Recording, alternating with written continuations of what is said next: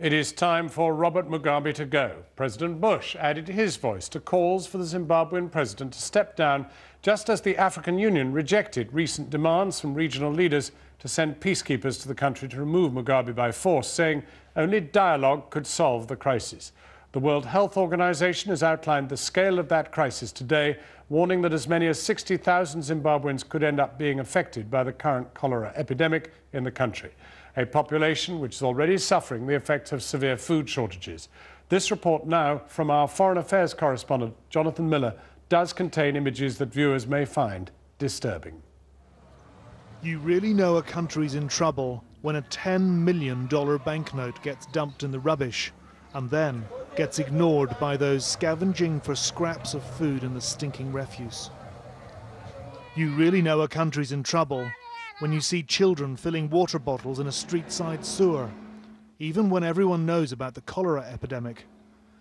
And most heartbreakingly, you really know a country's in trouble when you see pictures like this. A 2-year-old baby boy suffering organ malfunction and extreme symptoms of severe malnutrition. President Robert Mugabe, defiant, unmoved, now accused of condemning his people to death. Death by torture, death by hunger, and death by disease. The rhetoric ratcheting up now, a growing clamour of voices, albeit from mostly Western leaders, saying enough. Mugabe must go. With 42 days left in the White House, George W. Bush released a statement to this effect today. Nothing on camera, just a few lines saying the time had come, and urging African leaders to join the chorus calling for an end to what the president branded Mugabe's tyranny. No word at all from Barack Obama yet, though. The African Union has today rejected the most outspoken demand from an African leader. Kenya's Prime Minister had called for military intervention. The former UN Secretary-General Kofi Annan said today that Zimbabwe was rapidly becoming a full-blown failed state. Total chaos is how the UN described the cholera crisis today. Officially, it's put the number of cases at close to 14,000, with nearly 600 dead. But we've been told again and again that these numbers are grossly conservative. And the projections cited by Channel 4 News 10 days ago that infections could hit 60,000 with a kill rate of 1 in 10, now being cited by UN agencies too. The disease, which is treatable and preventable, continues to spread and to kill in neighbouring South Africa. The hospital in the border town of Musina, which when we visited last week was overwhelmed, was visited today by South Africa's health minister, who recognises the gravity of the situation. We've got to accept that there is a major health crisis in Zimbabwe.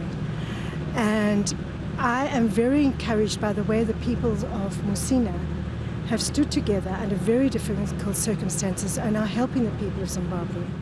Pretoria, though, still unwilling to put pressure on Robert Mugabe to step down to forestall his country's return to year zero.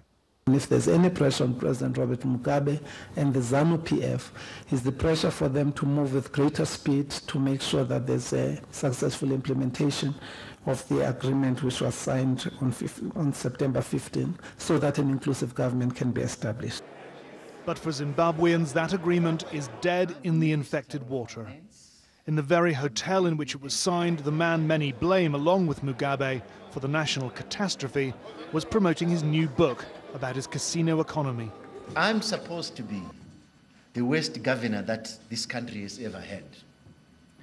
I'm supposed to be one governor who deserves nothing but brickbats. Out in the real world, Zimbabweans live in limbo, between life and death. In the countryside, they now survive on wild berries, and their government continues to blame everyone but themselves for this crisis. Jonathan Miller reporting. Well, earlier I spoke to New York, to the UN's Under-Secretary-General for Humanitarian Affairs, Sir John Holmes. I asked him if he believed the outbreak was much bigger than current figures show. Well, all I've got to go on is the official figures we've had, which is 13,000 cases and almost 600 deaths. I think the World Health Organization have been talking today about that caseload rising possibly as far as 60,000 cases. I don't know how true that is, and I certainly hope we won't go that far. But the general situation is obviously critical in the sense that the reason we have such a widespread cholera outbreak is because basic services have been breaking down, basic water services, basic health services. Without that, you simply wouldn't have a cholera outbreak of that size. And of course we are starting to be in a position where we have to keep alive with food aid about half the population. So obviously the situation is extremely serious. I mean, are you able to respond to this humanitarian crisis in the way that you would be able to respond to any other, or is it in fact very much more difficult? I think we have the ability to respond. We have access. We are working with the government reasonably well on this humanitarian side. We did have problems earlier in the year when they were banning NGOs from working, but at the moment that's not the case. So we are able to move in and out. We are able to move goods in and out. It's not the easiest place in the world to work because of all the surrounding, say, collapse of the services around us. But we are able to work. So I think we have the capacity to address this cholera outbreak, and I hope we will be able to get it under control within a reasonable space of time. I can't put a timetable on that. But the problem is that things are deteriorating around us. We need resources to do that. We need the donors to keep on supporting us and to make sure that the population are not being punished or are not suffering for the sins of the government. But given that the hospital system seems to have broken down, given, as you described, that the water and sanitation is broken down, you must be having to set up some sort of parallel health system which you run and which in some way the government has nothing to do with. Well, obviously we are setting up some clinics. The World Health Organization, UNICEF, NGOs like Médecins Sans Frontières are certainly doing that. But the other thing we are trying to do is to set in place a scheme where we can help the health workers of Zimbabwe itself, the doctors and the nurses, to go back into the hospitals, to go back into the clinics, to go back into the health centres so they can work. This may seem like helping the government in one sense, but unless we do that, we won't be able to tackle the outbreak or other issues satisfactorily because the simply basic infrastructure, the basic structure will not be there. So that's very much one of the things we're trying to do. Well, is it possible, for example, to resuscitate the water supply, which they say they've run out of chemicals? I mean, is there anything can be done about that?